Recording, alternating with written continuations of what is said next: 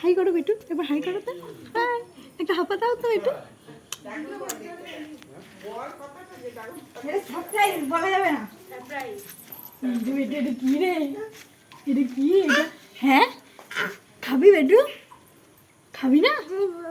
দেখবো দেখবো। এখানে যেহেতু গোলাপ গাছটা আছে তাই পুচুকে নিয়ে আর ফলটা তোলা হলো না, কারণ ও তো লাগাল পাবে না, গোলাপ গাছটা আছে ওর গায়ে কাঁটা ফুকে যাবে। আর এই ফলটা না তোমরা, আমি জানি না হাতে দেখে কতটা কি বুঝতে পারছো, ফলটা না হাতে পেয়ে আমি অনেকটা খুশি হলাম। কারণ হচ্ছে এর আগে তোমাদেরকে যেই ব্লগটা বা ভিডিওটা দিয়েছিলাম সেটা হচ্ছে আমার ওপরে ছাদের গাছের ফল ছিল, আর এটা হচ্ছে নিচের গাছের, মানে এই গাছটাতেও ফার্স্ট টাইমই ফল এসেছে আর ওপরের গাছটাতেও তাই একই। কিন্তু এই ফলটা না তুলনামূলক আগের ফলটার থেকে অনেকটা বড়। আমি জানি না তোমরা বুঝতে পারছো নাকি, দুটো ভিডিও দেখলে ভালোভাবে বুঝতে পারবে, এটা অনেকটাই বড়। আর এইদিকে সবাইকে ভাগ করে দিয়েছে দিদি, আর তার মধ্যে এখানে আমার আর ভাইয়ের জন্য আছে, ও আমাকে আবার 1 চামচ খাইয়ে দিল।